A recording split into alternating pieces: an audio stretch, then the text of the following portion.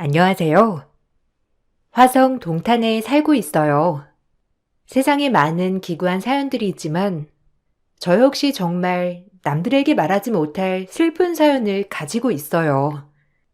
제가 이 글을 쓰는 이유는 마지막으로 털어내고 이제는 진정 저를 올감했던 것에서 벗어나려고 이 글을 써보아요. 어려서부터 남아 선호 사상이 강한 부모님 밑에서 자랐어요. 그래서 그런지 저희 친정오빠는 정말 자기밖에 모르는 이기적인 인간이었고 전 늘 오빠에게 양보해야 하는 삶을 살았어요.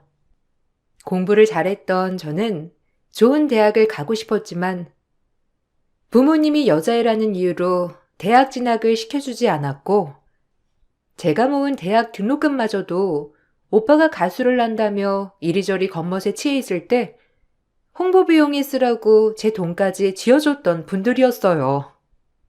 그렇게 늘 양보만 하다가 남편을 만났는데 남편보다 시부모님들이 정말 좋으시더라고요. 그런 모습에 남편과의 결혼을 결심했고 이제야 친정에서 벗어나는가 싶은 마음이었어요. 내가 딸이 없어서 늘 아쉬웠는데 우리 재환이가 윤희처럼 착하고 선녀 같은 짝을 데리고 와서 얼마나 좋은지. 어머님이 그렇게 말씀해 주시니까 너무 좋은데요. 재한 씨한테 한참이나 모자라지만 그래도 노력해서 잘해볼게요. 아니야. 모자란 게 어디 있니? 다 맞춰가는 거지. 난 윤희가 재한이한테 모자라다고 생각해 본 적 단 한 번도 없어. 그러니까 우리 앞으로 시어머니와 며느리가 아닌 딸과 엄마 같은 마음으로 잘 지내보자. 섭섭한 거 있으면 바로 얘기하면서 지내자고. 네, 어머님. 어머님도 혹시 저에게 질책할 것이 있으면 바로 말씀해 주세요. 저도 어머님 마음에 들게끔 바로 고칠 테니까요. 아, 무슨 서론이 이리 길어? 우리 윤희한테 이제 꽃길만 걷게 해준다고 말하면 될 것을. 윤희야, 앞으로 잘 부탁한다. 우리 아들이 가끔 투박하고 멋은 없어도 네가 잘 조련해 주길 바래. 남자는 여자하기 나름이거든. 오늘 기분이 진짜 좋다. 시아버지, 시어머니다 생각 말고 그냥 아빠, 엄마라고 생각해. 우리 재환이 짝이면 우리 자식이나 다름없지. 우리 딸 윤희야, 잘 부탁한다. 아, 눈물이 나네요. 사실 너무 감사드릴 게 한두 가지가 아닌데 무엇보다 이렇게 진심으로 절 좋아해 주셔서 너무 감사해요. 아이, 어쩜 너는 말도 그렇게 정감가게 하니? 윤희야, 앞으로 우리 도란도란 잘 살아가 보자. 나도 시어머니가 처음이라 설레거든. 친정엄마에게도 이런 따뜻함을 느껴본 적이 없던 터라 시부모님은 너무 좋았어요. 남들은 시댁이 불편하다, 시집살이를 한다 하지만 저에게만큼은 시댁이란 저를 따뜻하게 품어주는 곳이었죠. 오히려 친정에서 받아보지 못한 사랑을 시댁에서 받을 정도로 늘 감사한 마음이었습니다. 남편과 투닥투닥 할 때면 늘 제 편이 돼주는 시아버님과 어머님 덕분에 살면서 가장 많이 웃게 되는 하루하루였고 정말 딸이 된 것 같았어요. 하지만 결혼을 해서도 친정에서 벗어나기란 쉽지가 않더라고요. 네 오빠 이번에 뭐 괜찮은 사업 아이템 하나 있다고 하는데 투자 좀 해. 너 모아놓은 돈 있는 거 다 알아. 내 대학 등록금까지 모아놓은 거 다 오빠 줘놓고 이제는 내가 모은 돈까지 달라고? 엄마 진짜 양심 없다. 오빠는 돈도 없으면서 뭘 그렇게 일을 버린다고 해? 알아서 구하라고 해. 그렇게 괜찮은 아이템이면 주변에서 투자해 주겠지. 저 말하는 것 봐라. 지 오빠한테 네가 드세니까 너네 오빠가 잘 안 풀리는 거야. 시집 갈 때까지 일해서 돈 모은 거 누가 모를 줄 알아? 내가 널 낳아주고 키워주고 입혀줬는데 이 정도는 받아야 마땅한 거지.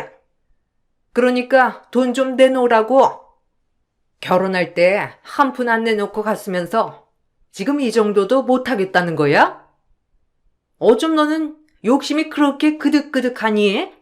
드세가지고. 낳아주기만 하면 엄마야?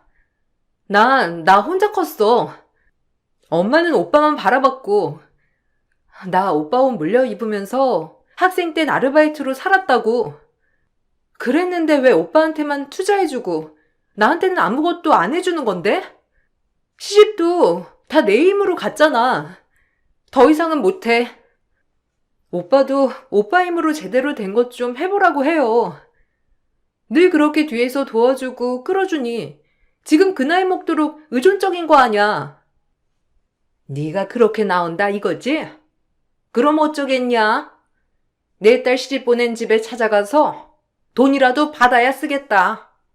당장 앞장서. 시댁에서 널 그렇게 예뻐한다며? 그럼 이 정도는 해주겠지. 그렇게 예쁜 며느리인데 돈 한 푼 아쉽겠니? 네가 안 주면 이렇게 할 거야. 엄마는 말이 통하지 않는 분이었어요.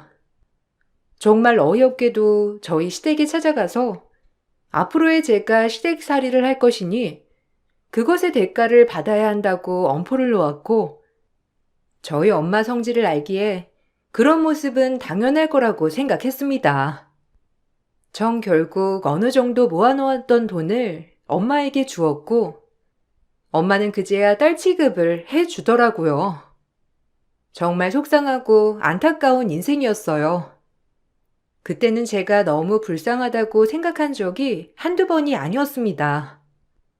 부모가 맞는지조차 의심스러웠고, 차라리 계모였다면 오히려 이해가 가능하다고 생각할 정도였으니까요.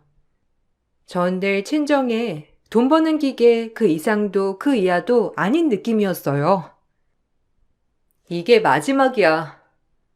이제 다신 찾아오지 마세요. 나도 엄마 딸이야. 내가 불쌍하지도 않아? 나 윤서방 볼 면목도 없어. 옛날엔 딸들이 집안 먹여 살렸어. 남자 큰일 하려면 딸들이 희생해야 맞는 거지. 나 원망 마라. 너 그래도 이렇게 좋은 집에 시집 갔으니까 그것도 누구 덕이니? 내가 너 키워준 덕이지. 네가 어디 이런 집에 시집 갈 수나 있었어? 내 덕분인 거지. 전화 제깍 받아. 아주 엄마 전화라면 받지도 않아요. 기집애가. 깍쟁이 같아가지고. 엄마 간다. 이 돈은 잘 쓸게. 제가 모은 돈을 털어주었기 때문에 더 이상의 돈은 없었어요. 그래도 여윳돈이라도 가지고 있고 싶었지만 엄마 등살에 못 이겨 내놓은 돈이었죠. 하지만 이 모든 사실을 남편에게 말하기란 쉽지가 않더라고요. 남편은 정말 좋은 사람이었고 저희 친정의 치부를 밝히기란 저 역시 너무 수치스러웠거든요. 그래도 남편은 눈치가 빨라서 그런지 어느 정도 알고 있기는 하였어요. 대충 친정에 가면 엄마가 저에게 대하는 태도와 말투를 보고 남편은 조금 의아한 얼굴을 보이기도 하였거든요. 당신이 이제 우리 집에서 행복하게 지내. 그동안 마음고생한 거 다 내가 이해하니까 이제라도 행복했으면 좋겠어. 내가 무슨 복이 있어서 당신 같은 사람을 만나고 시부모님을 만났을까 싶어. 사실 부모님께 받지 못했던 사랑을 시부모님이 주시는 것 같아서 너무 좋거든. 시부모님은 내가 정말 내 부모님이라고 여기면서 살 거니까 걱정하지 마. 엄마도 자기 보면 늘 챙겨주고 싶다고 하쇼. 이게 다 마음이 통하나 봐. 당신이랑 엄마랑. 우리 가족 행복길만 걷자. 그리고 혹시라도 말 못할 사정이 있어도 나에겐 다 얘기해. 그래야 내가 널 도와주지. 혼자 끙끙 앓지 말란 말이야. 가족에게 한 번도 따뜻함을 느껴본 적 없던 터라 이런 마음들은 저에게 정말 기쁨이 되어 돌아왔어요. 그리고 전 결혼 후 임신이 되지 않아 늘 고민이었는데 드디어 6년 만에 임신을 하였습니다. 제 기쁨은 말로 할 것 없고 시부모님들이 정말 좋아하셨어요. 6년 동안 제가 스트레스 받을까봐 단 한 번도 임신 이야기를 꺼낸 적조차 없는 시부모님이었거든요.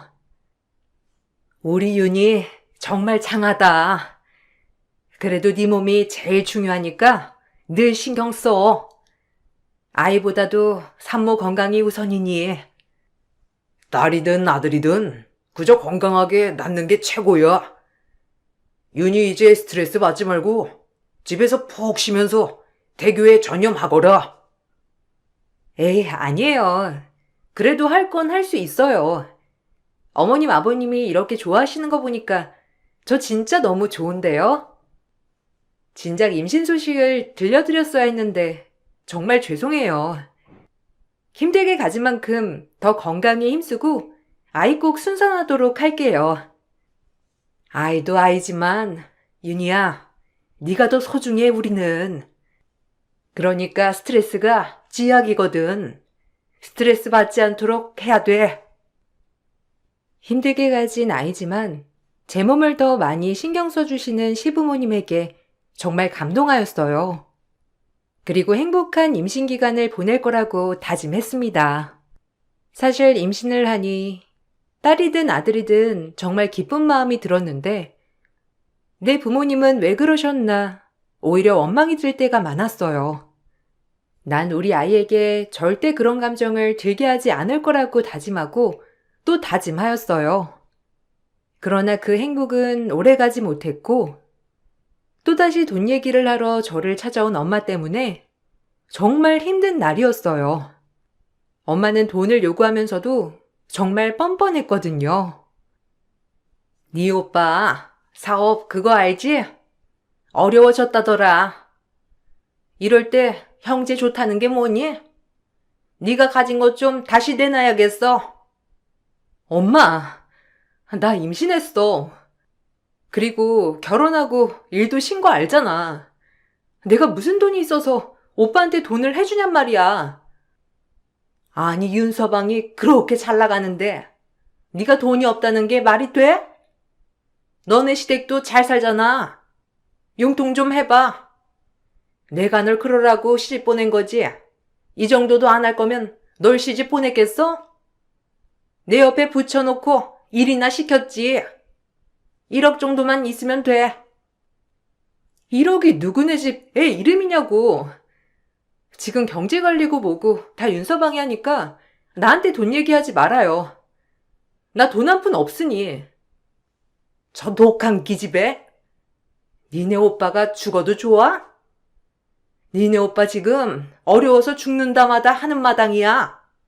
네가 동생으로서 그러면 안 되잖아. 이번만 봐줘라. 오빠 이번 고비만 넘기면 일어설 수 있어. 수익금도 나올 거야. 너한테 무턱대고 주라고 하는 거 아니야. 네가 투자한다고 생각하면 돼.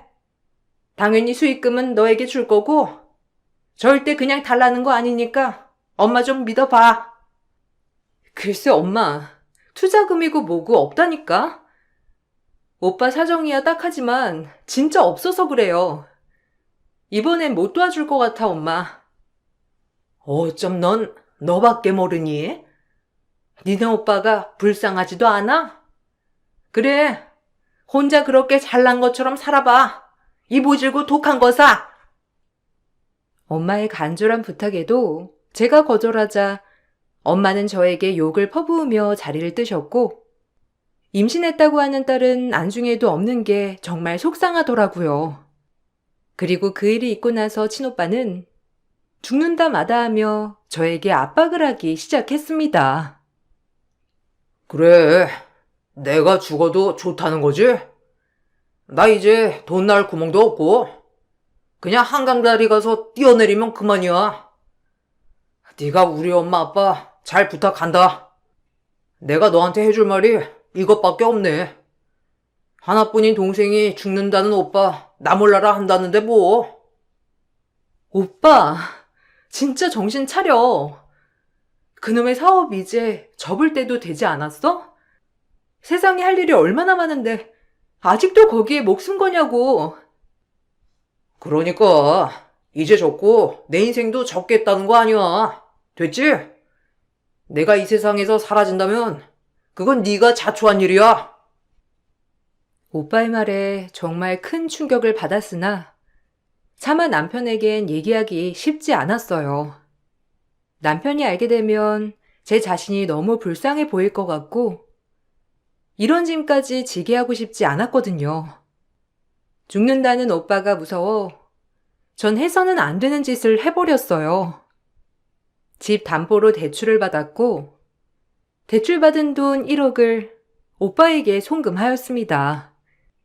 사실 결혼했을 때 시부모님이 제 명의로 해주신 집이었기 때문에 담보대출을 받기란 쉽더라고요.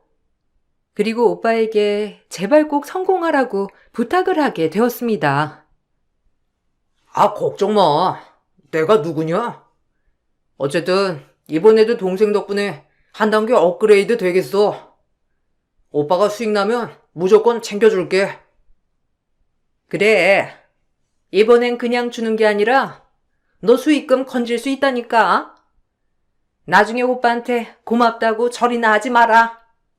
네 오빠는 우리 집을 일으킬 장손 중에 대단한 장손이니까 아마 이렇게 집이 일어나면 너네 시댁보다 더한 부자가 될걸? 너 아주 좋은 투자하는 줄 알아. 남들은 못해서 한달인 거 네가 형제니까 끼워준 거야. 그러니까 이제 앉은 자리에서 돈 벌 생각만 해. 꼭 돌려줘야 할 돈이야 이건. 나 윤서방 알면 진짜 면목 없거든. 그러니까 형편 피는 대로 줘야 돼. 알겠지 오빠? 알겠다니까.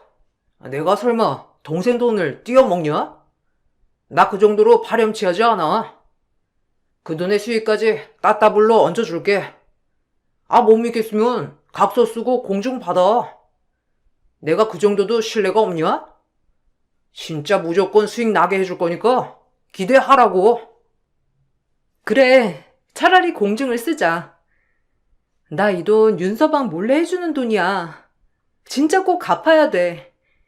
수익도 아니고 그냥 원금이라도 꼭 갚아야 돼. 아유, 알겠다니까. 얘가 왜 이렇게 진절머리 나게 그래? 너 그깟 돈 해주면서 니네 오빠 자존심을 뭉개야겠어? 오히려 저에게 좋은 기회를 가졌다며 말하는 엄마였어요.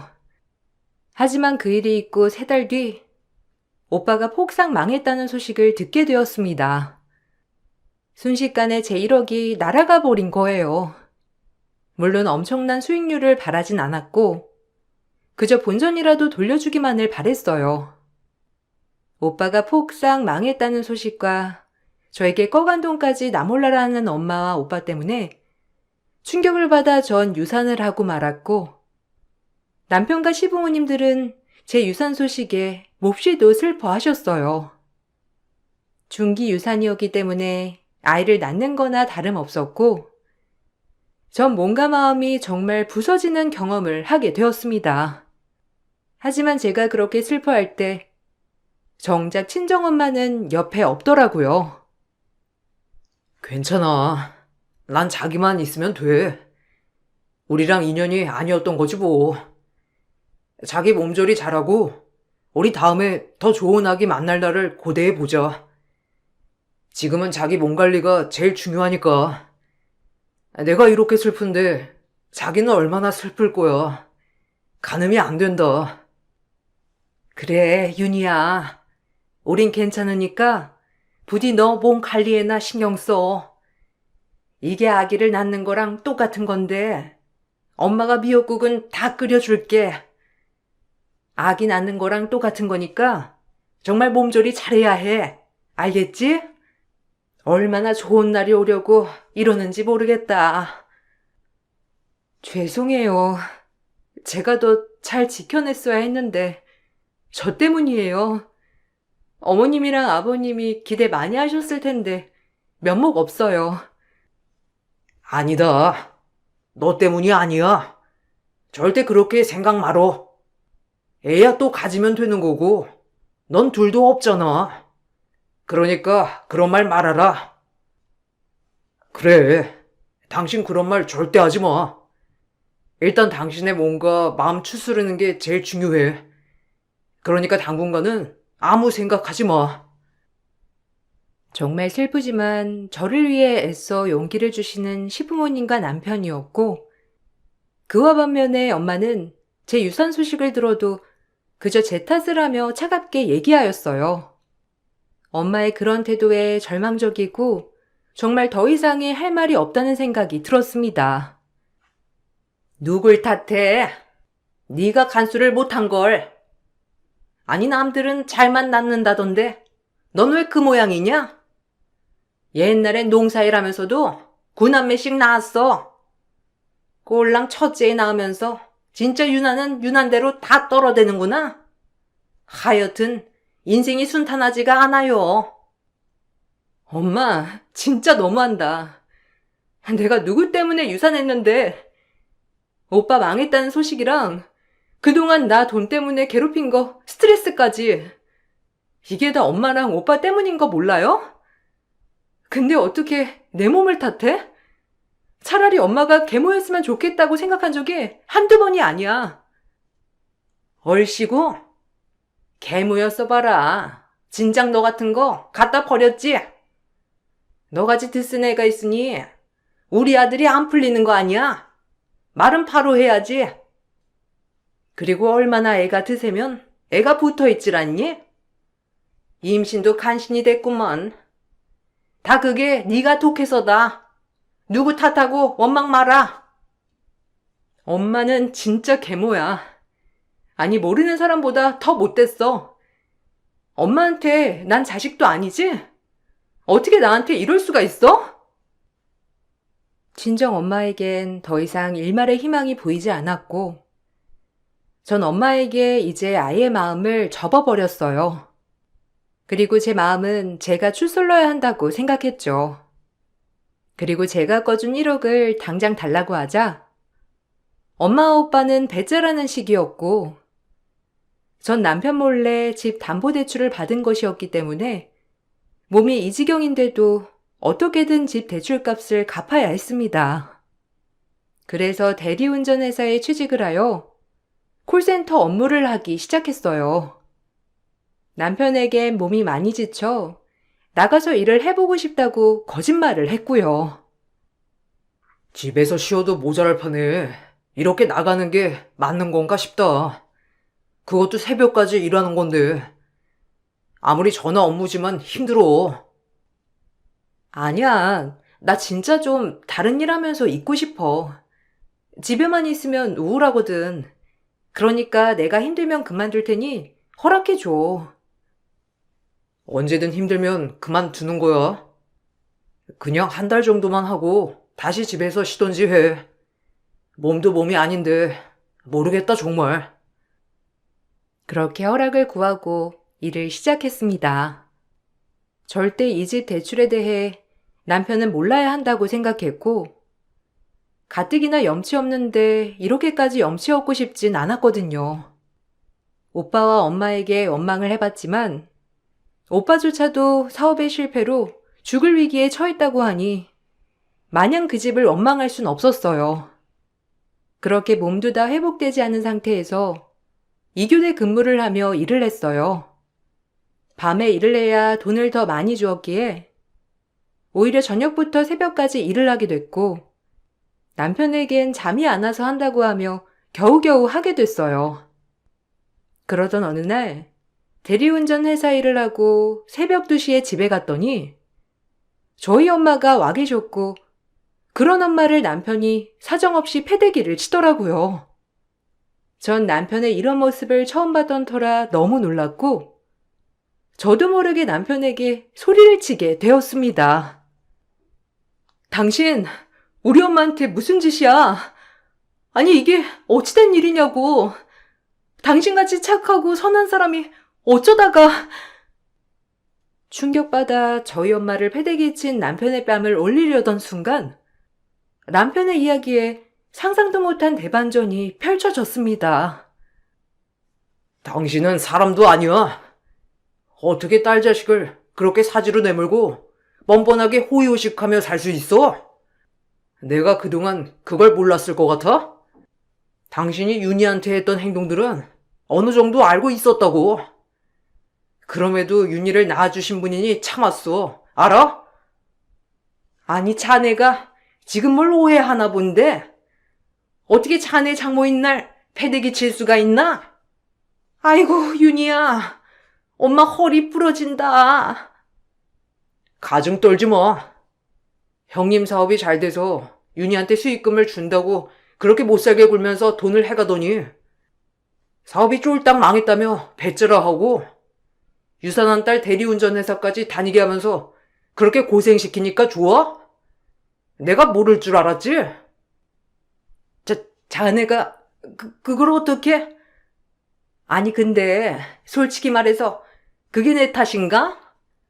얘 오빠도 그 일 한번 잘해보겠다고 한 건데 그렇게 된 거고 윤희도 지 오빠 생각해서 해준 걸 가지고 왜 자네가 난리야? 그게 날 패대기 칠 이유라도 된다는 건가? 진짜 너무하네요. 형님 회사 대박난 거 다 알아요. 내가 업계에서 일하면서 그걸 모를 줄 알았어요? 어떻게든 가족 생각해서 1억이라는 거금을 해줬으면 수익은 안 내주더라도 돈은 갚았어야지. 그렇게 힘들게 해놓고 나 몰라라 해? 윤희는 지금 나한테 말도 못하고 혼자 끙끙 대출값 갚고 있다고. 내가 윤희한테 오늘 일 그만두라고 하려고 했어. 그동안엔 정신적으로 오히려 생각할 게 많다고 하니 나가서 일이라도 하면서 바빠봐라 했지만 도저히 못 보겠어서 그만두라고 하려던 찰나에 당신이 온 거야. 근데 온 이유가 윤희한테 또 돈 얘기를 하러 와? 진짜 양심 없다. 어떻게 엄마라는 사람이 이래요? 엄마, 이게 무슨 말이야? 오빠네 회사가 대박 났다니. 그리고 자기는 이 모든 사실을 언제부터 알고 있었던 거야? 알고 보니 남편은 모든 내막을 알고 있었어요. 하루가 멀다 하고 오빠와 엄마가 찾아와서 돈을 해주지 않으면 죽겠다고 하는 것을 우연히 현관밖에서 듣게 됐고, 그로 인해 제가 집 담보로 대출받은 사실까지 알게 됐었죠. 하지만 제가 남편에게만큼은 수치스러워 얘기를 하지 않는 것을 고려해 끝까지 모른 척 했었고, 제가 오빠의 사업이 망해서 유산을 한 것까지 다 알았습니다. 그럼에도 불구하고 제가 아무런 얘기가 없자 본인 또한 이 일을 덮으려 했는데, 그날 엄마는 남편과 저에게 얘기도 없이 저희 집에 와 계셨고, 남편이 어쩐 일로 오셨냐고 묻자 아무렇지 않게 돈 얘기를 하러 왔다는 그 말에 화를 주체할 수 없었던 거예요. 그땐 잘 됐었는데 지금은 다시 고꾸라졌단 말이야. 딱 5천이면 되네. 그래 뭐 이왕 자네가 알았다고 하니 5천만 해줘. 자네 그 정도 능력은 있잖아. 그리고 넌 왜 윤서방한테 이런 얘기를 안 한 거야? 돈 얘기를 하려면 윤서방한테 하는 게 낫지. 진짜 뻔뻔하다. 수익이 났으면서도 내 돈은 안 갚고 지금 나 유산시키고 유산한 딸 사지로 내몬 거 아니야? 그래놓고 다시 좀 어려워지는 것 같으니까 그런 나한테 돈을 또 끌어와? 아니 나한테 꿔가는 돈은 그냥 나오는 돈이라고 생각하나 보지? 갚아도 되지 않는 돈 말이야. 진짜 대단하다. 어떻게 엄마가 이래? 내가 엄마 딸이긴 한 거야? 난 엄마 때문에 아기를 잃었어. 태어나지도 않은 애를 잃은 거 가지고 뭘 그리 대수야? 난 네 그 뱃속 아기보다 우리 아들이 더 소중해. 그러니까 담보대출 좀 더 받아서 우리 아들 좀 도와줘라. 솔직히 그 정도는 해줄 수 있는 거 아니니? 그때 보니까 좀만 더 하면 완전한 대성공을 거둘 거란 말이야. 지금 잠깐 자금이 또 부족해서 살짝 꺾였어. 그러니까 네가 이번에도 오빠 좀 도와줘라. 미쳐도 단단히 미쳤어. 어떻게 딸한테 이럴 수가 있는지. 당신한테 미안하지만 이제 못 참겠다. 정말 끔찍해. 남편은 본인의 말이 끝나자 엄마를 질질 끌고 대문 밖에 쫓아냈어요. 그리고 울고불고 하는 저를 꼭 안아 주었답니다. 오빠는 회사가 망하지 않았고 저에게 돈을 돌려줄 수 있었다는 반전이 있었지만 이 계기로 친정의 모든 사람들과 연을 끊는 계기가 되었어요. 그리고 전 먼저 떠나보낸 뱃속 아기를 위해서라도 가만히 있을 수만은 없어 친정오빠와 엄마에게 소송을 걸게 되었습니다. 가뜩이나 회사 자금 사정이 다시 빡빡해진 오빠였기 때문에 소송을 취하하라고 난리가 났어요. 좀만 더 투자하면 고지가 코앞인데 너 진짜 이래야겠어? 내가 이 돈을 안 챙겨준 게 아니라니까. 곧 줄 거야. 근데 좀 기다려 달라는 거지. 그리고 우리가 그때 망했다고 한 건 네가 혹시라도 기대할까 봐 그렇게 말했던 거라고. 웃기지 마. 날 진정 생각했다면 이래선 안 됐지. 뻔히 어떻게 돈 마련했는지 알면서 망했다고 거짓말치고 그럼 내가 돈을 달라고 하지 못할 걸 아니까 그런 거잖아.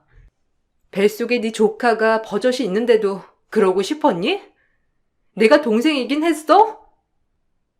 내가 잘 돼야 네가 잘 되는 거 몰라? 솔직히 아직 낳지도 않았는데 뭘 그렇게 뱃속 아기 타령을 해? 내가 더 소중하지. 그래, 그 엄마의 그 아들 맞지. 난 너희 모자 용서 안 해. 그리고 이젠 다신 볼 일 없을 거야. 어차피 엄마도 내가 자식이 아니라 돈줄이었으니 그거 말곤 아쉬울 게 없겠지. 엄마한텐 너 하나만 있으면 되니까. 그리고 내가 꺼준 돈 다 돌려받을 거니 그리 알아. 친정오빠에게 돈을 해줬을 때 변호사 공증을 받은 게 생각이 나더라고요. 오빠가 쓴 각서를 제출했고 임신 12주가 지났기 때문에 자연유산이 아닌 산모가 견딜 수 없을 정도의 극심한 스트레스나 충격이 있었을 것으로 판단한 의사 선생님에 따라 외부 요인으로 인해 아이가 유산이 되었다는 진단서를 써주었어요. 그것을 토대로 위자료 소송까지 이어져 갔어요. 가족을 상대로 소송을 한다는 게 정말이지 정신적 스트레스가 어마어마하더라고요. 그렇지만 이번엔 절대 가만히 있을 수 없다는 것을 보여주고 싶어 절대 포기하지 않았답니다. 그렇게 전 친정을 상대로 위자료와 투자 비용을 받아낼 수 있었어요. 그리고 오빠는 회사의 자금난과 더불어 소송에 막대한 시간과 돈을 쓰느라 진행하고 있는 프로젝트가 엎어졌고 그로 인해 조금 잘 되고 있던 회사마저도 고꾸라졌어요. 본인들의 욕심 때문에 모든 벌을 받는 것이라고 생각이 들더라고요. 이것 말고도 평생을 희생한 대가를 따져물어 다 받아내고 싶었지만 정말 이것 또한 못할 짓이라는 것을 뼈저리게 느꼈어요. 지 오빠를 아주 사지로 몰아넣는 나쁜 것. 너 어디 너 혼자 잘 살겠다고 그렇게 살아봐. 애가 들어서나.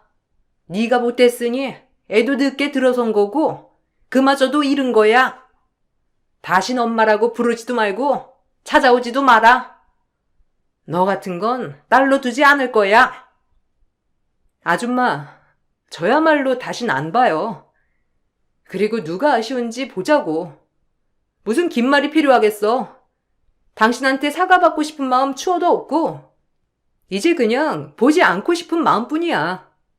당신이 그렇게 아끼고 사랑하는 귀한 아들이랑 천년만년 행복해 보세요. 저 독한 기집애. 네가 그렇게 드세니까 니네 오빠가 잘 안 풀리는 거야. 지가 누구 덕에 태어났는데 저렇게 못돼 처먹어. 그것이 친정엄마와의 마지막이었어요. 소송이 끝나고 돈거래가 끝남과 동시에 아예 안 보고 살았는데 어느 날 잊고 살았던 친정오빠에게 엄마의 부고 문자가 왔더라고요. 한참을 고민 끝에 엄마의 장례식에 참석하게 되었고 얘기를 듣기론 엄마는 가난 말기로 세상을 떠나셨다고 했어요. 하지만 끝끝내 저에 대한 아무런 미안함도 얘기하지 않았다고 했고, 친정오빠는 예전에 봤던 모습이 아닌 굉장히 늙고 이도 많이 빠졌더라고요. 고작 40대인데도 불구하고 60대 같은 모습이었어요. 저와의 소송이 끝나고 그동안 어떻게 살았는지 훤히 보이는 모습이었고, 막상 그 모습을 보니 기분이 좋진 않았어요. 너랑 그렇게 되고 뭐 사업이 잘 될 일이 있냐? 다 말아먹고 엄마는 안 걸리고 난리였어. 벌 받은 거지 우리가. 그래도 이렇게 장례식에 와줘서 고맙다. 사실 엄마 장례식도 안 오면 어떡하나 했는데 이제야 반성하는 나도 참 웃기지? 우리가 너한테 못할 짓 진짜 많이 했지. 그게 그땐 당연한 줄 알았는데 정말 지나고 보니 다 우리가 받는 벌이었지 뭐야. 그러게. 지금 오빠 꼴 진짜 말도 못하다. 열심히 살아. 일 저일 따지지 말고 그저 성실하게. 그런 빛을 맞는 순간이 올 거야. 그동안 미안했다. 너 만나면 꼭 사과는 하고 싶었어. 엄마 때문에 너한테 사과도 못했고 어려서부터 엄마 등살에 나도 내가 최고인 줄 알고 살았는데 너한테 미안한 게 진짜 많았어. 네가 얼마나 희생했는지도 알고 뭐 용서를 바래서 하는 말은 아니고 그냥 진짜 미안했다고 말하고 싶었다. 그래도 네 얼굴이 참 좋아 보여서 보기는 좋네. 앞으로도 잘 지내라. 오빠도 잘 지내. 용서한다는 건 아니야. 어떻게 내가 오빠랑 엄마를 용서하겠어. 그냥 잘 살았으면 좋겠어. 다신 보지 말자. 내가 미안하다. 다 내가 무능력해서 엄마도 그렇게 변한 거지. 엄마가 말은 안 해서 그렇지. 아마 널 보고 싶어 하셨을 거야. 저에게 울면서 미안하다고 하는 오빠였지만 괜찮다는 말이 입에 떨어지지 않더라고요. 사실 엄마가 돌아가셨음에도 엄마와의 추억이 하나도 없던지라 정말 눈물 한 방울도 안 나오는 제 자신이 싫긴 했습니다. 그리고 이 모든 사실을 알고 저희 시부모님들은 한 걸음에 달려와 저를 위로해주고 조문을 해주셨어요. 전 제가 정말 박복한 줄 알았는데 이런 시부모님들의 모습에 또 한 번 부모님의 사랑을 느껴보았고 너무 감사하더라고요. 그리고 정신없이 조문을 잘 마치고 집에 와 덩그러니 누워있는데 그때서야 눈물이 나더라고요. 그냥 원망의 눈물이 흐르면서 이렇게 허망하게 갈 거면 나에게 왜 그랬나 하는 마음이 물밀듯 올라왔어요. 제 눈물을 보고 남편은 더욱더 저를 토닥여 주었습니다. 그리고 그로부터 4년이란 시간이 흘렀네요. 전 어느새 예쁜 아이도 낳았고 여전히 시부모님 사랑을 받으며 살고 있어요. 친정엄마의 장례식 이후로 오빠와는 만난 적이 없지만 친척 고모님의 말씀으로는 일용직 일을 하며 그래도 하루하루 성실히 살아가고 있다고 하더라고요. 이 글을 쓰면서 엄마 생각이 많이 나고 참 많이 울었네요. 원망이 많이 들고 좋은 기억이 하나도 없지만 그래도 이제는 오빠에 대한 걱정은 접어두고 편안하셨으면 좋겠다고 생각이 들어요. 이 글을 쓰면서 한동안 묵혀있던 제 채증을 내려보내는 것 같아 후련합니다. 이젠 정말 새롭게 살 수 있을 것 같아요. 2024년부터는 과거에 연연하지 않고 더욱더 전진하는 한 해가 되기를 소망하면서 글을 마칠게요. 감사합니다. 안녕하세요. 저는 경기도 고양에 살고 있는 주부예요. 남편과는 선을 봐서 결혼을 했고 홍기도 꽉 차기도 해서 이때가 아니면 결혼을 영영 못할 것 같아 결혼을 하게 되었죠. 준수한 외모와 순수한 모습에 반해 결혼을 해도 될 것 같았어요. 남들보다 늦은 결혼이었지만 그만큼 남자 보는 안목도 생겼겠다 이 남자면 충분히 제 인생을 맡겨도 될 것 같았어요. 하지만 시집에서는 제가 나이가 많다는 이유로 참 마음에 안 들어 하시더라고요. 남편도 꽤 늦은 나이였기 때문에 저랑 고작 2살밖에 차이 안 났는데도 말이죠. 그래도 결혼 생활이 원래도 그런 거니 그냥 참고 이해하고 넘어가려고 했지만 그것이 시작이었죠. 나이도 많아서 애는 낳을 수 있겠냐? 네가 이 집안의 맏며느리인데, 에휴, 난 우리 아들이 좀 더 어린 신부감 데리고 올 줄 알았는데 이거야 원. 어디 시집도 못 가고 다 늙어가는 노처녀를 데리고 왔어? 에휴, 속상해라 정말. 내가 우리 아들도 장가 안 가고 저러고 있는 거 원통에서 시켰다만 빨리 애부터 갖도록 해. 알겠어? 그래야 네가 이 집안에 들어온 이유지. 어머님, 제가 애 낳는 기계도 아니고 말끝마다 애 낳으라고 하시는데 저 정말 스트레스 받아요. 매번 볼 때마다 어쩜 그러세요? 뭐야? 스트레스? 참나. 그럼 이 집에 와서 장손 하나는 낳아줘야지. 어떻게 스트레스라고 할 수가 있어?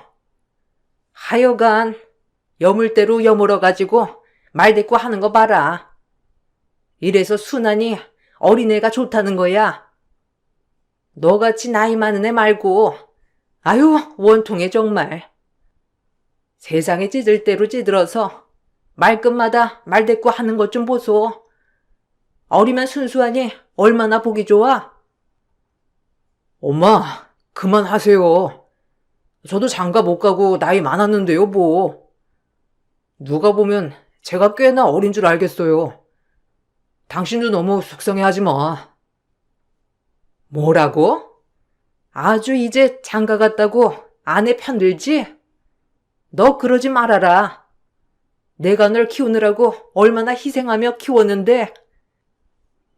남편이 그럴수록 제 편을 들어주었지만 분에 풀리진 않았어요.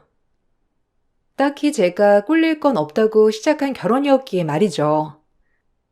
그러던 중 어머님이 노래를 부르시던 임신을 하게 되었어요. 임신을 하니 시어머니가 하는 나이가 많아서 문제된다는 말은 쏙 들어가더라고요.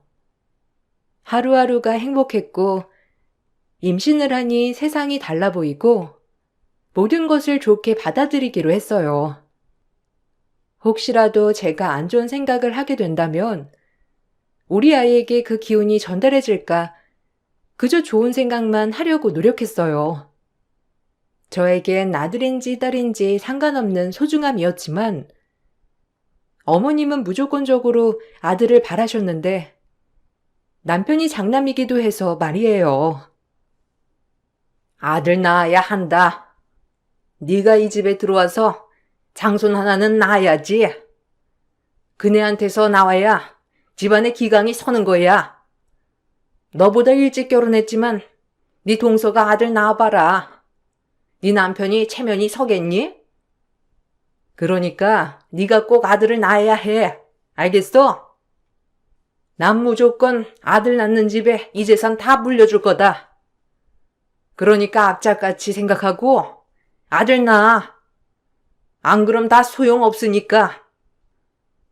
에이, 그게 말처럼 쉽나요? 그리고 요즘 세상에 전 아들이고 딸이고 다 괜찮아요. 건강하게만 나오면 되는 거죠. 어머님도 너무 아들 마세요. 딸이면 어때요? 요새 딸 가진 부모들이 비행기 탄다고 하던데 못 들으셨어요?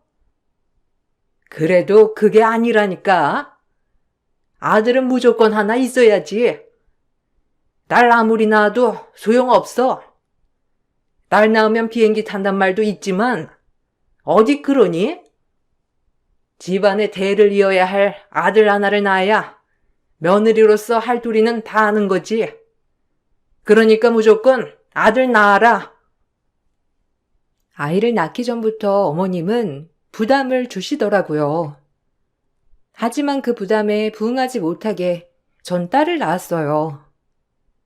어머님은 병원에 한번 와보시지 않으셨고, 그저 남편은 눈물을 흘리며 저와 제 아기 걱정만 하더라고요.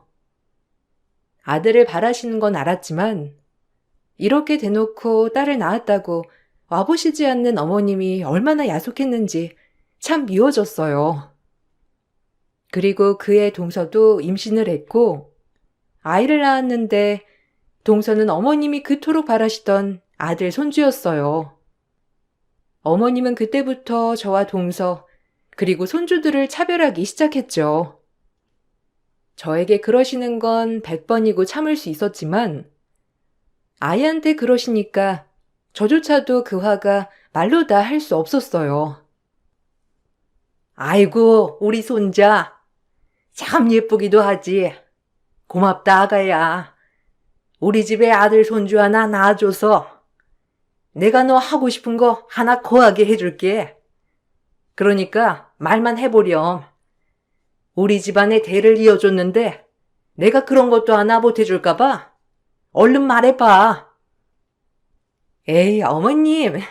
어떻게 형님 앞에서 제가 이런 소리를 하겠어요. 형님 들으시면 속상하게.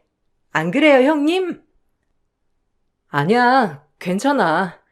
뭐 어머님이 동서한테 해주고 싶으신가 보지. 내 신경 쓰지 말고 동서 소원 있으면 말해. 난 괜찮아.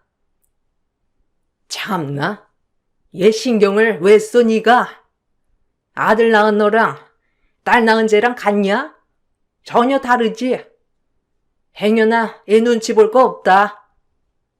우리 집에선 아들 낳은 며느리가 최고니까 내가 그렇게 아들을 낳으라고 했건만 딱 그렇게 비껴나가길.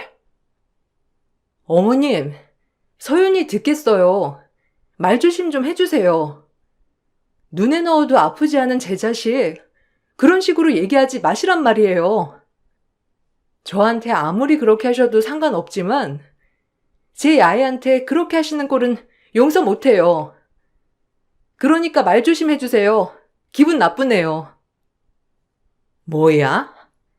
이게 이제 마음에 안 든다 하니까 아주 시애미 앞에서 아주 별의별 소리를 다 하는구나. 참나, 말세야. 아, 어머님, 참으세요. 어디 형님이 아들 안 낳고 싶어서 안 낳으셨겠어요? 그러니까 너무 노여워 마세요. 어머님은 저에게 상처 준 것은 아무렇지 않은지 제가 화를 내자 오히려 세상이 말세라며 더더욱 저를 몰아붙이셨어요.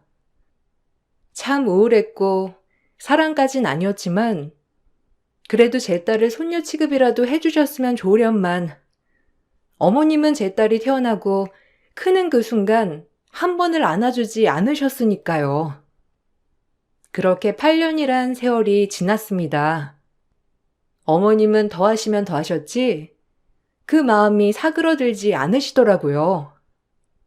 그저 아들 바라기셨는데 그러던 중 동서가 어머님께 본인 아들을 조기 유학시키고 싶다고 말을 했어요.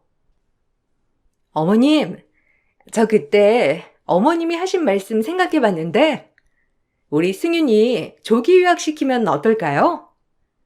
아무래도 요샌 영어가 대세잖아요.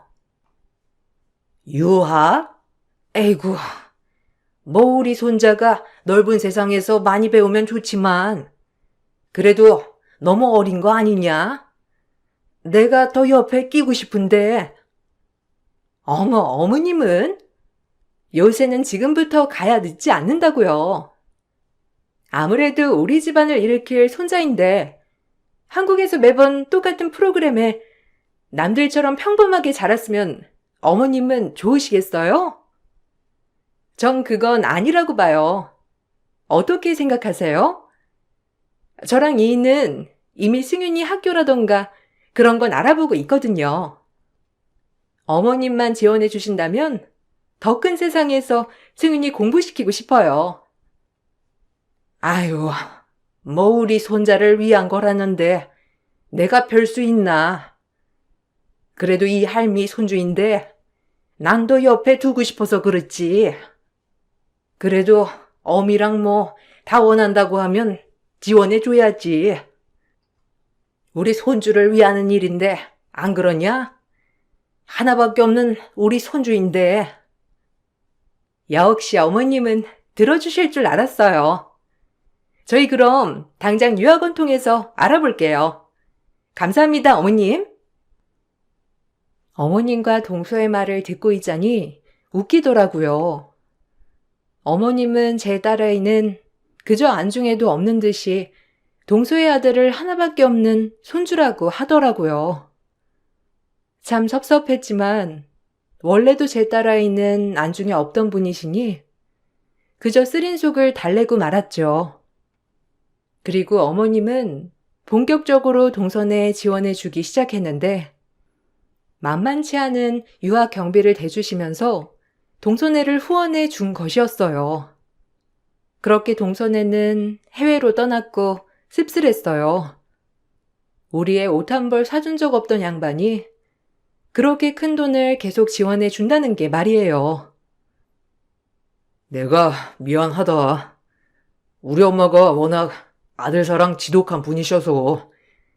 참, 딸 낳은 게 죄도 아닌데 매번 우리가 이렇게 열애되네. 아니야. 진작 알았는 걸 뭐. 참, 난 괜찮은데 우리 소윤이가 앞으로 상처받을 생각에 마음이 안 좋기도 해. 눈길 한번 안 주시잖아. 할머니라고 서윤이는 이것저것 챙기려고 하는데 서윤이가 겉으로만 괜찮지 속으로 상처 안 받겠어? 그게 더 마음 아파. 내가 엄마한테 그러지 말라고 얘기할게. 어차피 들으실 분도 아니지만 그래도 서윤이 상처 주는 꼴은 못 보지. 내 딸인데. 그래, 당신이 한마디 해줘. 뭐 달라지진 않겠지만. 그래도 서윤이 상처받는 건 정말 싫으니까. 참 요즘 세상이 어떤 세상인데 그렇게 남자 손주랑 여자 손녀를 차별해? 진짜 웃겨. 너무 옛날 분이시라 그런가? 그래도 좀 너무하다는 생각만 드네, 점점. 어머님이 날이 가면 갈수록 제 아이와 조카를 차별하는 일이 많아지다 보니 보다 못한 남편도 나섰지만 남편 말도 씨알은 안 먹히더라고요. 그 정도로 어머님은 남아선호 사상이 깊게 박힌 분이었는데 오히려 그런 말들이 더 독이 되기도 하였죠. 그만 좀 하세요. 서윤이 들으면 얼마나 상처받겠어요. 엄마가 자꾸 그러니까 서윤이도 주눅이 들어서 할머니 집에 안 오려고 하잖아요. 엄마가 바라던 게 이거예요? 어떻게 승윤이랑 서윤이랑 그렇게 차별을 하실 수가 있어요? 제발 그만 좀 해요, 엄마. 뭐야? 아니 그것이 집에 가서 뭐라고 하든? 너까지 왜 그래? 아주 보녀가 쌍으로 마음에 안 들어서. 내가 좀 그러는 건데 그걸 가지고 네가 말할 건덕이나 돼? 아들 하나 낳는 게 뭐가 어렵다고? 난 둘이나 낳았는데 아휴 속 터져. 네가 나이 많은 애 데리고 올 때부터 알아봤다. 나이가 많으니까 생산 능력이 떨어져서 나를 낳은 거 아니야? 이게 다 걔가 문제야. 엄마, 말 조심 좀 해요. 요즘 그런 게 어디 있다고. 여하튼 제 집사람이랑 서연이 상처 절대 주지 마세요. 저 못 참으니까. 그리고 전 아들보다 딸이 훨씬 좋아요. 애교도 많고 곰살 많고. 그러니까 엄마가 저를 봐서라도 서연이 좀 차별하지 마세요. 어머님은 남편의 만류에도 불구하고 막말을 일삼으셨죠. 그런 게 벌이 됐는지 어머님은 파킨슨 병에 걸리셨어요. 점점 몸이 떨리면서 아프기 시작한 거죠. 어머님이 아프고 혼자 외출이 어려워지니 자연스레 제가 모든 걸 감당하게 되더라고요. 그럼에도 어머님은 고맙다거나 미안해하는 기색은커녕 오히려 저에게 더 당당하고 막말을 일삼는 분이었는데 대단하신 분이었죠. 정말 저 역시 병간호가 달가운 건 아니었지만 남편이 저에게 너무 잘하는 모습에 당연히 제가 해야 할 도리라고 생각했어요. 남들이 들으면 정신 나갔다고 하겠지만 그만큼 남편이 아파하는 꼴은 보고 싶지 않았거든요. 전 그래서 어머님을 간호하기 시작했어요. 오늘 병원 가셔야 하는데 아침 드셨어요? 서윤이 등교시키고 오느라 제가 좀 늦었어요. 얼른 준비하세요, 어머니. 참나. 너 오면서 얼마나 내 흉봤냐? 억지로 하는 거지? 네 얼굴에 다 쓰여 있어. 나쁜 것. 넌 지금 마음속으로 저 노인네 쌤통이다 하고 있지? 내가 네 속을 모를 줄 알아?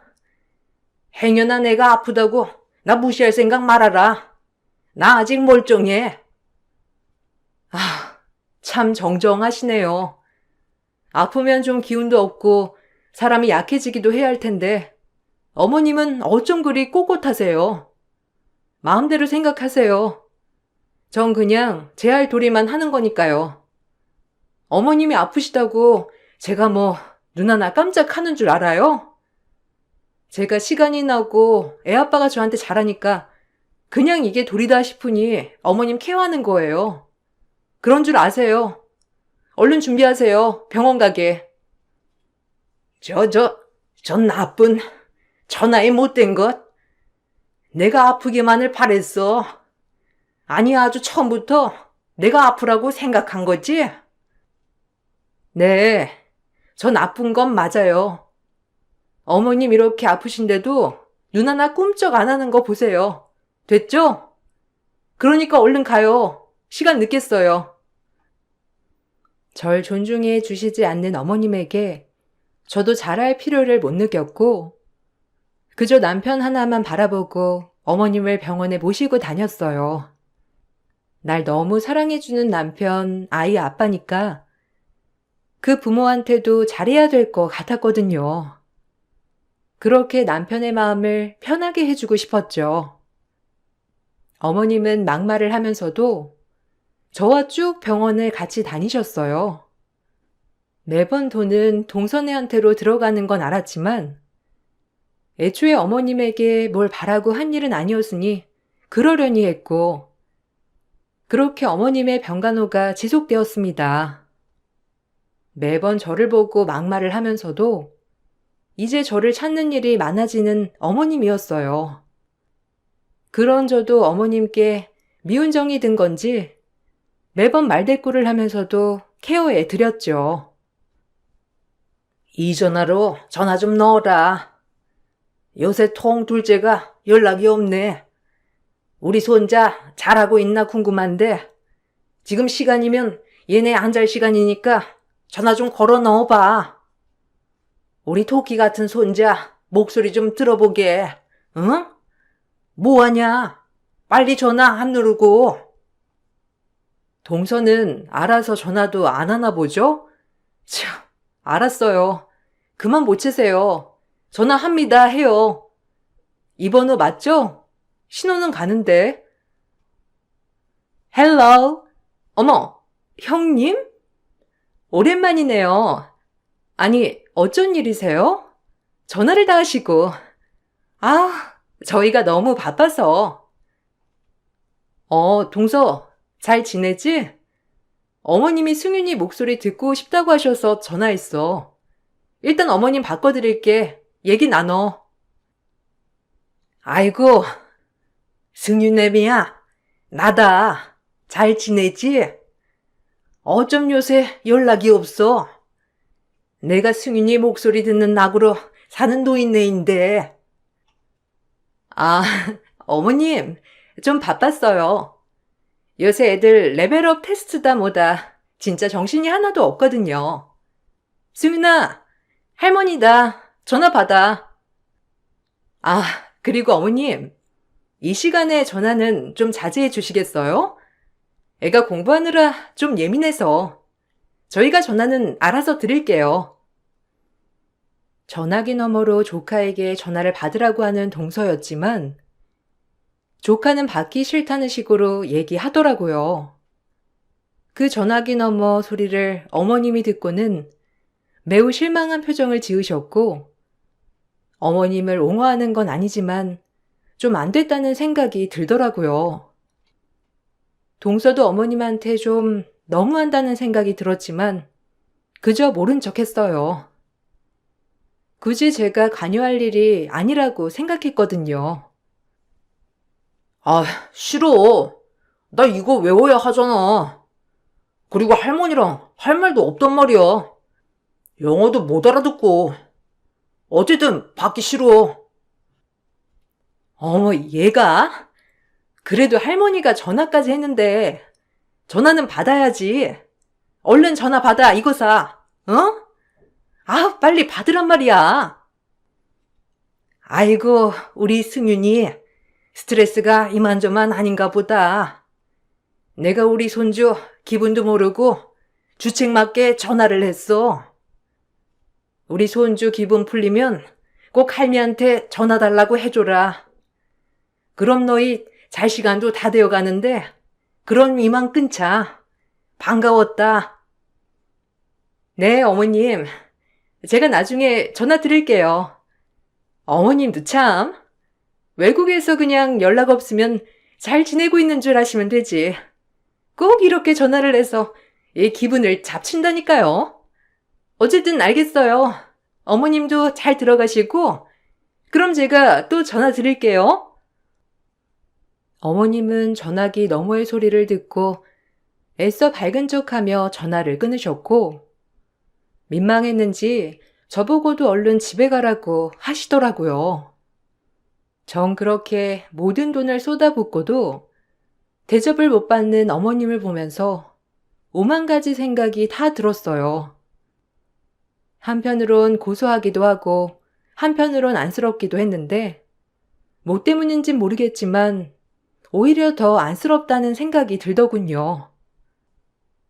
승윤이가 받기 싫대요? 참나, 무슨 돈으로 공부하는지도 모르면서 애가 참 철이 없네요. 어머님, 속상하시겠어요? 애가 컨디션 안 좋으면 그럴 수도 있지 뭘. 뭘 이런 걸 가지고 그러냐? 너 왜? 고소하냐? 참나. 됐고, 피곤하니까 너도 가봐. 어머님이 그런 말 안 하셔도 갈 거예요. 서윤이 픽업할 시간이 됐거든요. 이거 밥 차려놨으니까 꼭 챙겨 드시고 설거지는 두세요. 제가 내일 와서 할 테니까. 그리고 약 꼭 챙겨 드시고요. 아셨죠? 의사가 약을 꼭 잘 챙겨 먹으라고 했으니 빼먹지 마세요. 뭐 어떠냐, 빼먹으면. 넌 나 눈 감기만을 바라잖아. 안 그래? 그러니까 내가 뭘 먹든 말든 참견 말고 너 할 거나 해라. 저도 그러고 싶죠. 그런데 서윤이 아빠 생각해서 하는 거예요. 그러니까 어머님 착각하지 마세요. 저 갈게요. 그럼 쉬세요. 마음은 그게 아니지만 매번 어머님한테 상처되는 말을 내뱉었고 그래야 제 속도 편했죠. 점점 어머님이 쇠약해지고 전 더더욱 어머님 병간호를 하게 되었는데 그러면서 제 딸아이도 많이 커갔고 동서네가 한국으로 잠깐 나오게 되는 날이 있었죠. 어머님은 아들 손주를 볼 생각에 참 설레하시더라고요. 저도 그렇게 좋아하는 어머님의 모습을 보니 내심 좋기도 했고요. 그렇게 좋으세요? 아마 12시에 도착이니까 여기 집에 오면 한 1시 정도는 되겠네요. 오늘 이거 입으세요. 밝아 보이고 좋네요. 그럼 안 좋냐? 우리 손자가 온다는데 얼마나 컸을까? 해외 갈 때 정말 꼬맹이였는데 날 알아볼래나 모르겠다. 알아보겠죠. 전화 자주 하셨잖아요. 그래도 어머님 매번 아프셔서 그러는 것보다 이렇게 웃으시니까 더 보기 좋네요. 해외에서 그렇게 각별히 아끼는 둘째네가 온다는 소식에 어머님은 노쇠하신 몸으로 옷을 챙겨 입고 들뜬 모습을 했죠. 그리고 기다리고 기다리던 동서네가 집에 도착했고 어머님은 매우 반가워하셨지만 동서네는 벌써 해외물을 먹은 양 어머님을 그저 나이든 노인 취급을 하더라고요. 참 오만 가지 생각이 다 들었고 정말 고마워하지 않는구나 생각했어요. 아이고, 내 손자. 우리 손주 얼굴 보고 싶어서 내가 눈 감지도 못하고 버텼지. 아이고, 살이 쏙 빠지고 키도 많이 컸네. 우리 아기. 어머님, 잘 계셨어요? 아유, 저희가 시차 적응하느라 좀 피곤하네요. 아무래도 애도 비행기를 오래 타서 피곤하고. 저희 좀 들어가서 쉬어도 되죠? 일단 너무 피곤해서 뭘 할 수가 있어야죠. 우리 인사는 나중에 할까 봐요. 아, 그래요. 너무 지쳤어, 지금. 아, 할머니. 그리고 이렇게 덥석 앉지 좀 마요. 아, 매너가. 미국에선 상상도 할 수 없는 건데. 그럴래? 그래. 아, 좀 쉬어라. 우리 손자 얼굴이 아주 고단해 보인다. 아이고, 승훈아. 미안해. 할미가 너무 반가워서 그랬지. 요즘 애들은 사춘기가 빨리 와서 이렇게 들이대는 거 안 좋아하더라고요. 어머님도 지켜주셨으면 해요. 애가 워낙 사춘기라. 동서, 무슨 말이 그래? 어머님이 좀 반가워서 그럴 수도 있지. 듣기 좀 그렇다. 어쨌든 동서 피곤한 것 같으니까 좀 쉬어. 제가 들어도 얼굴이 낯뜨겁더라고요. 아무리 외국에서 살았다지만 오랜만에 나온 한국에서 저렇게 한다는 게 이해가 가지 않았고 그때 저녁에 어머님 잠자리를 봐드리고 이제 저도 집에 가려고 하는데 동서네 방에서 쑥덕쑥덕 얘기가 들리더라고요. 그리고 그 문틈 사이에서 어머님이 귀 기울여 동서네 가족이 하는 말을 듣고 계셨는데 제 인기척에 놀라시더라고요. 어머님, 뭐 하세요? 동서한테 할 말 있으시면 들어가시지 왜? 왜 여기서 이러고 계세요? 몸은 괜찮으세요? 뜨뜻한 물 따라놨으니 좀 드세요. 아유, 깜짝이야. 아유, 넌 인기척도 없이 다니냐? 나온 참. 됐다. 할 말 있었는데 내일 해도 돼. 너도 얼른 들어가 봐. 수고했어. 어머님은 깜짝 놀라시면서도 저에게 수고했다고 하셨고 처음으로 수고했다는 말을 들었어요. 웬일이래 이런 생각을 가지고 다음날이 되었어요. 전 아무렇지 않게 다음날 어머님의 약과 식사를 챙겨드리러 집에 갔었죠. 그날 제가 아침에 가보니 어머님이 혼자서 밥을 차리고 계시더라고요. 그래도 손자 먹인다고 아침부터 말이에요. 아유, 제가 할게요. 성치도 않은 몸으로 무슨. 앉아 계세요. 이거 제가 할 테니까요. 동서는 아직 자나 보죠? 뭐 피곤하니까 자나 보지. 푹 꼬아라. 우리 손자 먹기에. 내가 이거 사려고 어제 시장 한 바퀴 돈 것만 생각하면. 아유, 저 시키시지. 무슨 시장까지 가셔서 장을 보셨어요. 몸도 힘드셨을 텐데. 그러다 쓰러지면 또 누구 고생하라고요? 고얀 것? 이거 구하다가 서윤이도 갖다 줘. 뭐 그래도 많이 샀으니까 갖다 줘서 걔도 먹여라. 두루두루 먹으면 좋지. 웬일이래요? 어머님이 서윤이를 다 챙기고? 참나. 네, 고마워요. 잘 먹을게요. 서연 아빠도 놀라겠어요. 어머님이 그러시니까. 뭐야? 생겨줘도 난리냐? 하여간 너는 뚫린 입이라고 딱 해주기 싫다니까. 싫으면 나서 가져가지 말던가. 아니요. 누가 싫대요? 어머님이 서연이 처음 챙기니까 놀라서 그런 거죠. 감사해요, 어머니. 잘 먹을게요. 그렇게 아침에 어머님과 또 투닥투닥 하고 있었고, 동선애가 일어났어요. 그리고 같이 아점을 먹으려는 순간, 조카 녀석이 어머님이 아침부터 정성껏 차린 음식들을 보고 투덜거리더라고요. 저까지 화가 날 지경이었고, 정말 본인밖에 모르더라고요. 아, 냄새나. 이런 거 싫은데. 엄마, 나 다른 거 먹을래. 아, 이래서 내가 호텔로 가졌잖아. 잠도 불편한데 이런 거 내가 꼭 먹어야 돼? 아, 안 먹을래. 이따 나가서 햄버거나 사 먹던지. 이런 거 못 먹는 거 알잖아. 저 일어나도 되죠? 어머, 그래. 먹기 싫으면 먹지 마. 어머님은 참, 이런 걸 애 먹으라고. 우리 애 이런 거 안 먹어요. 아우, 참. 아유, 그러냐? 내가 미처 몰랐어. 그냥 어렸을 때 좋아하는 것만 생각하고, 앞으로 물어보고 하마. 미안해. 할미가 몰랐어. 아, 근데 그나저나 우리 호텔로 언제 가요? 이 집에서 자야 해? 나 불편한데. 내가 호텔로 그냥 가자고 했잖아.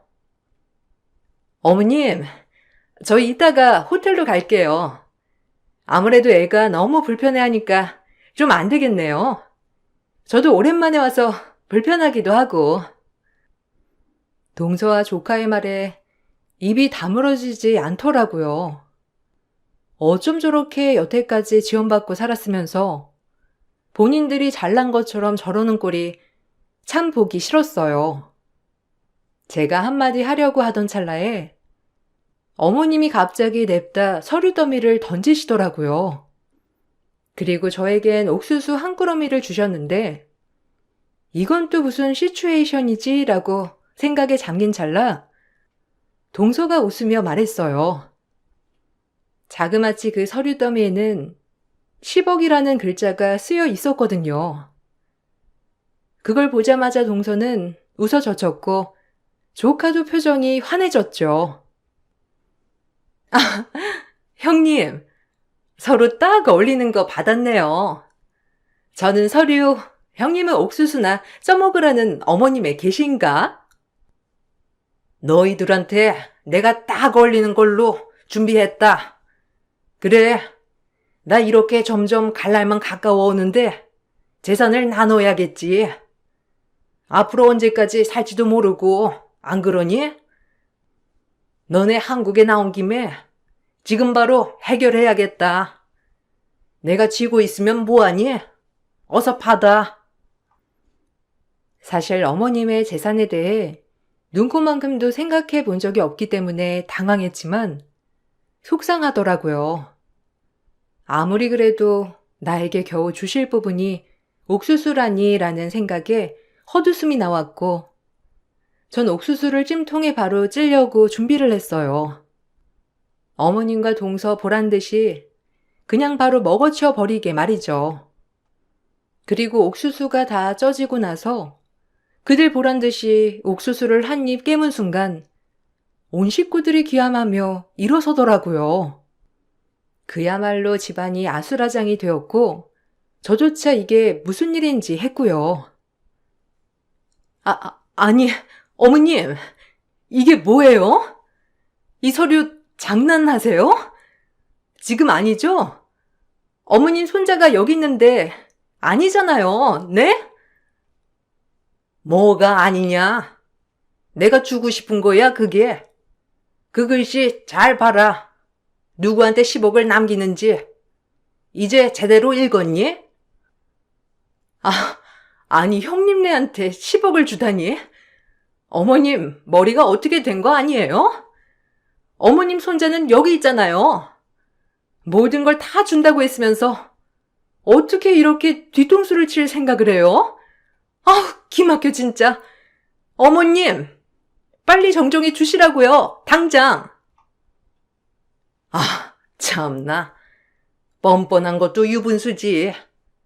너네 여기 나온 거 돈 뜯으러 나온 거 아니냐? 내가 너희한테 그동안 해준 돈도 모자라. 아들놈을 저 따위로 키우고 네가 지금 나한테 돈을 바래? 나쁜 것들. 아들이고 딸이고 다 필요 없다. 내 모든 돈 큰애 줄 거야. 내가 큰애 얼굴 보기 미안해서 살 수가 없다. 어제도 너네 속닥속닥거리는 거 내가 못 들을 줄 알았지? 어머님 재산 다 이제 앞으로 해놓고 다시 미국으로 들어가겠다고? 참나, 내가 왜 너네 좋은 짓을 하니? 그래도 아침까지 믿었다. 내가 잘못 들었을 거라 생각했어. 너네 때문에 나 큰애 얼굴도 못 보겠다. 그동안 큰애한테 했던 것만 생각하면 이제 모든 거 다 큰애 줄 거야. 어머님의 말에 동서는 소리를 쳤고 조카 녀석도 할 말을 잃었는지 더 이상 말을 않더라고요. 어머님은 동서네가 하는 짓과 손자의 하는 짓을 보고 보유한 재산을 큰 집에 상속한다는 서류를 동서네한테 주었던 거고 저에겐 그냥 옥수수를 주면서 티를 내시지 않은 거였어요. 어머님이 살아계셨을 때 모든 것을 저희에게 양도해 주셨기 때문에 동서네는 그저 울부짖을 뿐이었어요. 어머님, 저희가 좀 심했죠?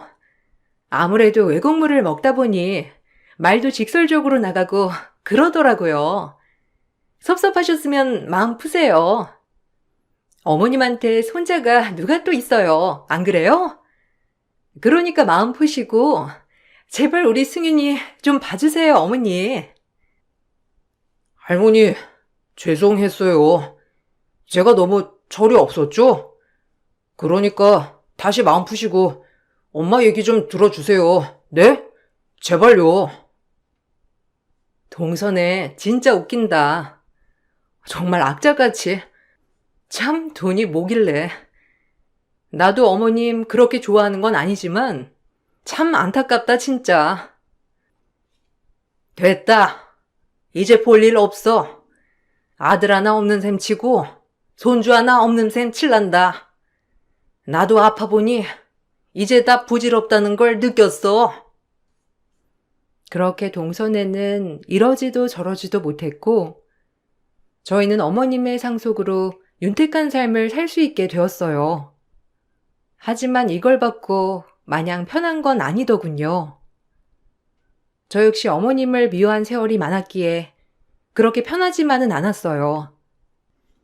동선에는 악자같이 재산을 가져오려고 했지만 이미 어머님이 저희 앞으로 변호사를 붙여서 깔끔하게 해놨기 때문에 어쩔 도리는 없었죠. 혹시라도 어머님이 돌아가시고 상속에 대해서 소송을 걸까봐 어머님은 유언 신탁 제도를 이용하여 뭐든 안전하게 장치를 마련해 주었어요. 저희 어머님이지만 독하기도 하고 아프신 와중에도 참 정말 철저하신 분이었죠. 미안했다. 뭐 너도 날 용서할 순 없겠지만 차차 회복해 가자. 돈으로 네 마음이 풀릴 줄은 모르겠어. 그래도 지금 내가 너한테 해줄 수 있는 게 이런 것밖에 없어. 그러니까 그동안의 과오는 다 잊고 우리 새 출발해보자. 너무 미안했어. 내가 참 어리석었다. 저 어머님 미워요. 풀린 것도 아니고요. 이런 돈으로 제 마음이 풀어진다고 생각했다면 오산이에요. 그렇지만 지금이라도 이렇게 마음 써주셔서 감사해요. 언젠가 될지 모르겠지만 언젠가 저도 풀리겠죠. 그러니까 건강히 오래 사세요. 제가 그래야 어머님한테 화도 내고 속상하다고도 하고 그러죠. 안 그래요? 그러니까 오래오래 사시고 약도 잘 드시란 말이에요. 알겠죠? 그래. 우리 오래 싸워보자. 고맙다. 미안하고. 참 그리고 서윤이도 자주 데리고 와. 이 할미가 미안한 게 많으니. 어머님은 그렇게나마 저에게 사과를 하셨고 마음이 다 풀리진 않았지만 저도 할 도리를 다 했어요. 그리고 동선에는 그야말로 어머님 돈으로만 생활을 하다가 결국 파산을 하게 되었는데 계속해서 어머님한테 도움을 요청했지만 어머님은 거들떠도 보지 않으셨어요. 그리고 어머님은 그렇게 6년을 더 살다가 제 품에서 돌아가셨답니다. 참 힘든 시집살이였고 마음 아픈 날도 많았는데 어머님이 돌아가신 날 얼마나 울었는지 몰라요. 어머님이 아프시게 되면서 붙어있는 시간이 많다 보니 정말 싸우기도 많이 싸우고 울기도 많이 한 날들이었지만 오늘 어머님 납골당에 다녀와서 많은 생각이 들어 이 글을 썼네요. 믿기도 믿고 참 싫기도 했던 어머님이었지만 지금은 보고 싶다는 그 생각이 가장 먼저 들어요. 그리고 저도 죄송했다고 한마디만 해드릴 걸 이 소리를 못하고 보내드린 것 같아 마음이 아플 때도 있죠. 하지만 오늘도 이렇게 잘 살아가렵니다. 여러분들도 기쁜 일, 슬픈 일 다 잊고 즐거운 것만 생각하시며 살아가시길 바랄게요. 감사합니다.